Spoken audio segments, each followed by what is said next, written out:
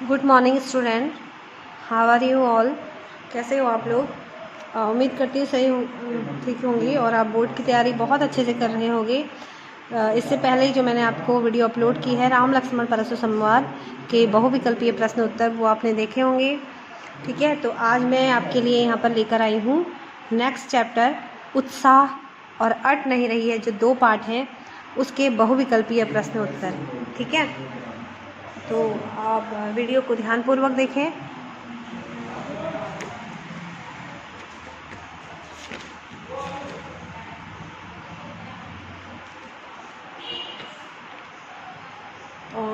सूर्यकांत त्रिपाठी निराला द्वारा रचित उत्साह और अट नहीं रही है कविता बहुत ही सुंदर कविता है और प्रकृति का इन्होंने इसमें चित्रण किया है।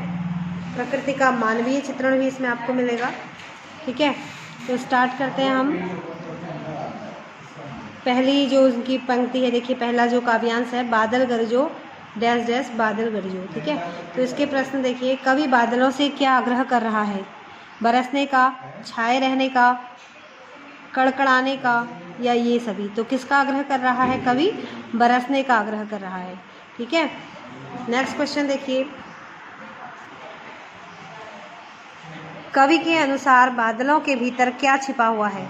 बिजली की कड़क, पानी, रहस्य, काली घटा।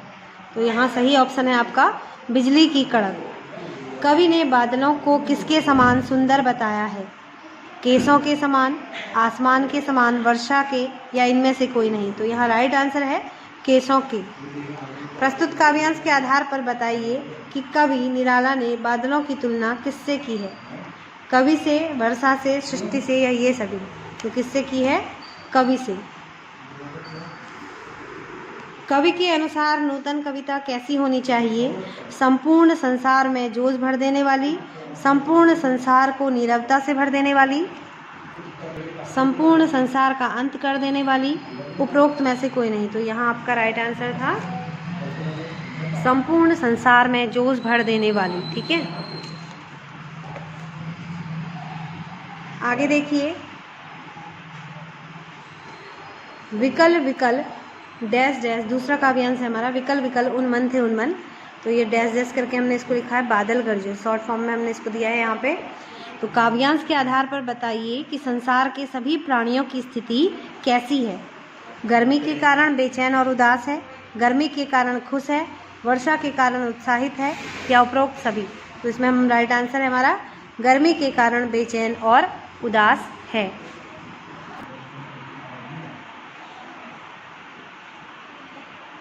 हाँ, तो यहाँ देखिए क्या बोला था मैंने, कवि गर्मी से तपती धरती को जल से भरकर शीतल करने का आग्रह किससे कर रहा है? स्वयं से, बादलों से, चाँद से और सभी से। तो किससे कर रहा है? बादलों से। नेक्स्ट है, कवि ने बादलों को क्या कहकर पुकारा है? अज्ञात दिशा से आने वाले, बरसने वाले, अज्ञात दिशा से, ये सेम है, ज्ञात दिशा से आने वाले, उपरोक्त में से कोई नहीं? तो क्या कहा है? अज्ञात दिशा से आने वाले। ठीक है, तो नेक्स्ट क्वेश्चन देखिए, काव्यांश में प्रयुक्त विकल विकल उन्मन थे उन्मन पद किसकी विकलता और उदासी को सूचित करता है? उदास बादलों की, उदास प्राणियों की। पहला और दूसरा दोनों। तो यहाँ पहला और दूसरा, काव्यांश में प्रयुक्त विकल विकल उन्मन थे उन्मन पद किसकी विकलता और उदासी को सूचित करता है? तो यहाँ जो राइट आंसर है वो पहला और दूसरा दोनों होगा, ये नहीं होगा। ठीक है,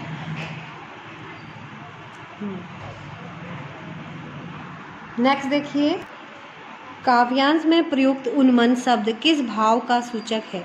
उदासी का, खुशी का, चमत्कार का, ये सभी? तो यहाँ राइट आंसर है उदासी का। ठीक है, कवि ने बादलों को क्या कहकर संबोधित किया है? कवि ने बादलों को अज्ञात दिशा कहकर संबोधित किया है, अनंत के घन कहकर संबोधित किया है, विकल कहकर संबोधित किया है, या सभी? तो क्या है राइट आंसर? अनंत के घन।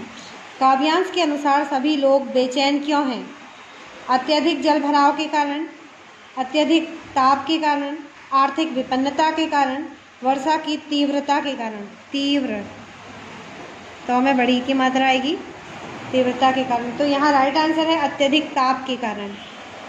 किसका मन विकल व्याकुल था?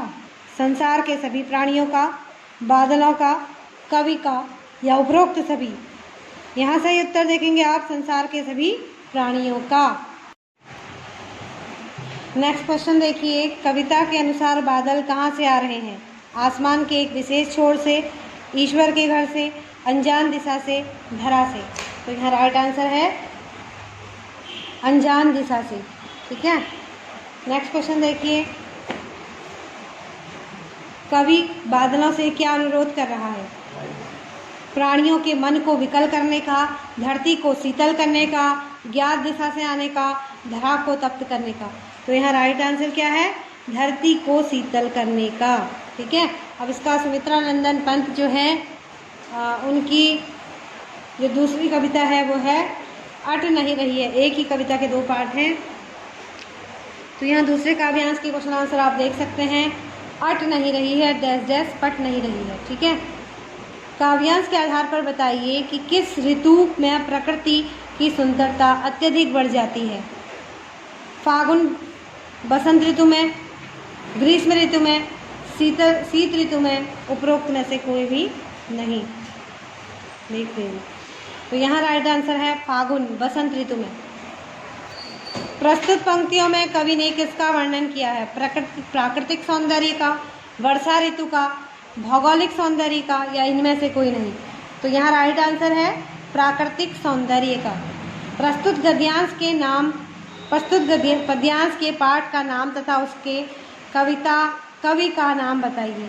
तो यहाँ क्या है, सॉरी ये कविता मैंने ऊपर सुमित्रा नंदन पंत बोल दी थी, ये कविता जो है सूर्यकांत त्रिपाठी निराला की है। तो हाँ ठीक है, उत्साह तथा अड़ नहीं रही है जो कविता है वह सूर्यकांत त्रिपाठी निराला की है। नेक्स्ट क्वेश्चन है, फागुन के आगमन से पेड़ों की डालियों का स्वरूप किस तरह का हो गया है? डालियों से पत्ते झड़ गए, डालियां पत्तों से भर गई, डालियां सूख गई, उपरोक्त में से कोई नहीं। तो राइट आंसर यहाँ है सेकंड, डालियां पत्तों से भर गई। नेक्स्ट क्वेश्चन देखिए, पट नहीं रही है पंक्ति में कवि क्या कहना चाहता है? सब जगह सुंदरता फैली हुई है, रंग बिरंगे फूल पत्ते छा गए हैं, पहला और दूसरा दोनों, या पतझड़ आ गया है? तो राइट आंसर है पहला और दूसरा दोनों। सब जगह सुंदरता फैली हुई है, रंग बिरंगे फूल पत्ते छा गए हैं। नेक्स्ट क्वेश्चन देखिए, प्रकृति के तन में बसंत का सौंदर्य क्यों नहीं समा पा रहा है?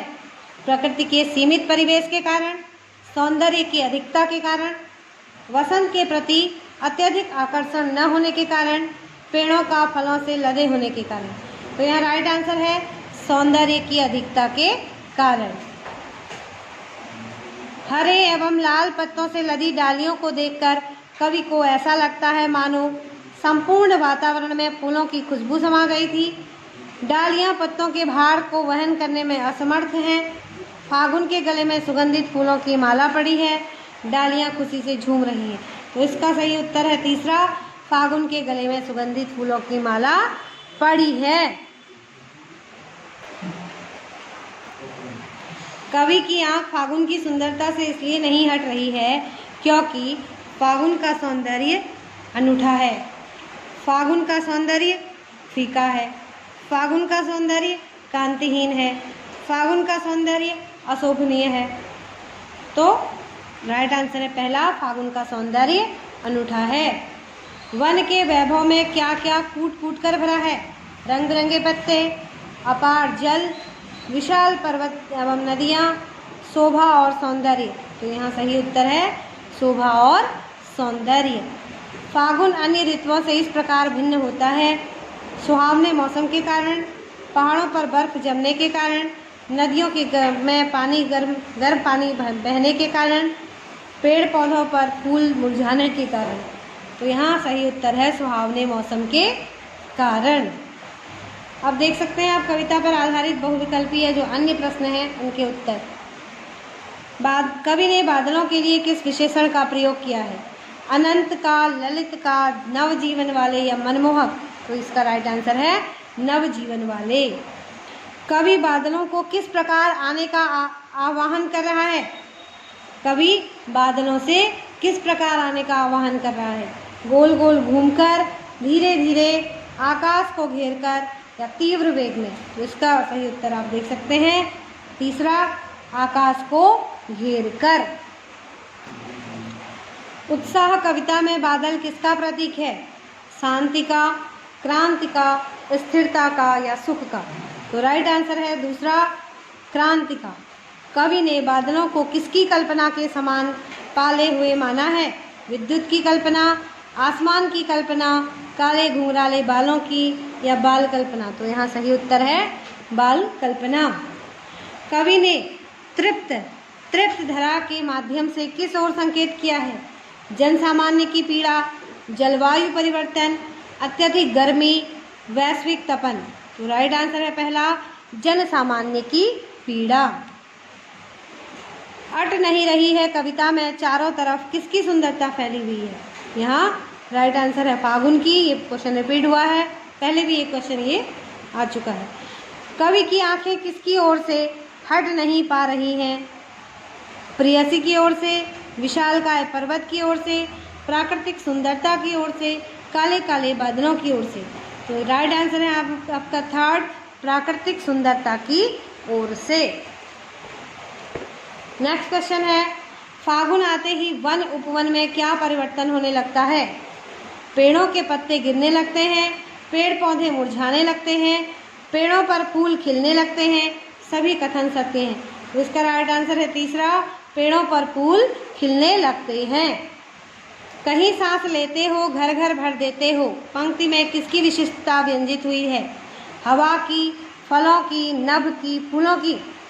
तो फागुन कवि के मन को किस तरह प्रभावित करता है? नहीं, यहाँ राइट आंसर है फूलों की। फागुन कवि के मन को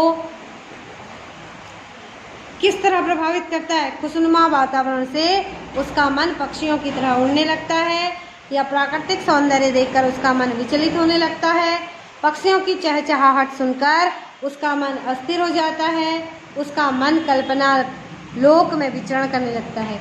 तो यहाँ सही उत्तर है खुशनुमा वातावरण से उसका मन पक्षियों की तरह उड़ने लगता है। आज के लिए इतना ही काफ़ी है बच्चों। अगले चैप्टर के क्वेश्चन आंसर आपको मिलेंगे अगली वीडियो में, ठीक है? तो आप इंतज़ार करो अगली वीडियो का, ठीक है? मिलते हैं अगली वीडियो में, और चैनल को लाइक करें, शेयर करें और सब्सक्राइब करें, और ताकि जो मेरी आने वाली वीडियो है उसका नोटिफिकेशन आपको सबसे पहले मिलेगा, ठीक है? और आप उसका ज़्यादा से ज़्यादा लाभ ले सकोगे। Thank you.